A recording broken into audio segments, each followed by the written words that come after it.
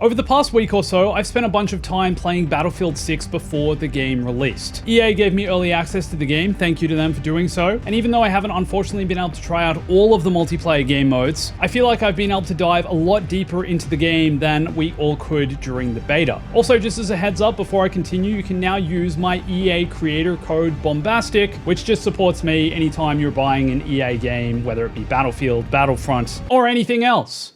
Now, as a heads up, I'm pretty sure your progression from the open beta doesn't carry over to the actual game itself. The open beta was more of a structured, tailored experience where they gave you specific weapons, specific gadgets, whereas loading into this the other day, everything needs to be unlocked, but everything is here to be unlocked. Whereas in the beta, we only had a limited amount of gadgets. And as fun as the beta was, the big thing that bothered me about it was the limitations, I think, of some of the maps. At times, they began to feel a bit repetitive. They were too close quarters for what I would call Battlefield and the Battlefield open large-scale conquest experience. But since moving into the full game, there's a lot more variety in the maps, especially in Conquest. And it's probably going to be funny that I'm saying this considering it's not technically a Battlefield 6 map, but the map I had the most fun on was Operation Firestorm, the Battlefield 3 map that they've decided to bring back for Battlefield 6. There was something so fun about just working as a squad on these rooftops, spotting enemies from afar. I personally was playing as the engineer and was tasked with taking out any tanks that came nearby, and I think was actually doing a pretty okay job of doing so. Yeah,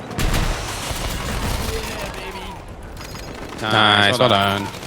My least favorite maps in the game so far are certainly the New York Empire State maps. They just feel, I guess, too close quartered. Maybe that's not the kind of Battlefield player I am, and maybe they are appealing to more of the Call of Duty audience, which Battlefield are certainly going for with Battlefield 6. With Call of Duty, I guess, not being up to the same standard this year and receiving a lot of criticism and skepticism from the player base, it seems like perfect timing for Battlefield to take a larger share of that audience, to get them coming over to Battlefield and playing this instead, which is also perhaps why some of these maps feel a bit closer range and gunplay can feel a lot faster, but also at times, honestly, it just feels too chaotic. And I'm wondering if that's even going to appeal to the Call of Duty player that EA are clearly trying to attract with this game. Battlefield, I think, is at its best when you're working in a team, working as a squad. Everyone kind of has their role, or you just have each other's backs. You're moving towards the same objectives, you're sighting enemies, but at times, I think for the average player, you can kind of just feel a bit lost. The game can be too overwhelming, too fast at times, especially when you're playing in servers with veterans. Maybe my example of this isn't a good one though, considering I was playing with only other YouTubers, streamers, and basically people who probably know what they're doing, versus when the game launches and everyone is playing, there'll probably be a lot more mix and match in the quality of player you're facing. For example, every time I tried to get a jet in the multiplayer, I would pretty much immediately be gunned down by someone who seriously knew what they were doing in a jet.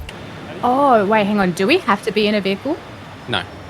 This is just like a big map, good for vehicles. Like, I didn't even get the chance to basically take off because they just come swoop in and take me out. And I think this kind of experience will hopefully be a lot less frequent if you're in just a random multiplayer server. I also want to talk a bit about the bots. A server in a large-scale Battlefield map such as Conquest is 64 players. However, if there aren't 64 players there, the rest of those slots will be filled by bots. And I think this is honestly a good thing. At times, though, I was like, oh, am I just getting a bunch of kills because I've been killing bots and I'm not actually killing humans? So it was a mix of both. But again, for the more average player, this makes it a much more user-friendly experience, which I think is part of also what they're trying to go for at times in Battlefield 6. I don't know, though. The balance of it. There's moments where it's like totally overwhelming and you're just getting owned over and over again, and maybe that's the time of night where it's time to sign off and you've been playing for 3 hours and you're like, man, I'm kind of just done. Then there are other times where it's like, yeah, I'm owning, I'm playing the team, I'm playing the objective, and you feel like the game is helping you do so, giving you the tools to do that. I have played through the entire campaign now. Now, overall, when it comes to single player in Battlefield games, I don't necessarily expect much when it comes to the story, but I am expecting exciting set pieces. I'm expecting them to showcase what the game has on offer, and they did so in terms of destruction, I'd say, and also some of the large-scale elements in the single player are quite fun. The single player in total goes for maybe 5 to 6 hours, depending on how long it takes you, depending on what difficulty you're playing on as well, I guess. The story was interesting at times, but one thing I was disappointed about was the fact there were no missions in the single player where you got to fly a jet or got to use a helicopter. There were other vehicle-based missions, but I always thought in Battlefield games, the single player helps teach you the fundamentals of what you need for multiplayer. And having now not experienced any jet fighter gameplay or helicopter gameplay in the single player, an average player like me who ain't so great with the jet or even can't take off because they kept getting destroyed by someone who clearly knows what they're doing, is kind of frustrating. It's like a big map, good for vehicles.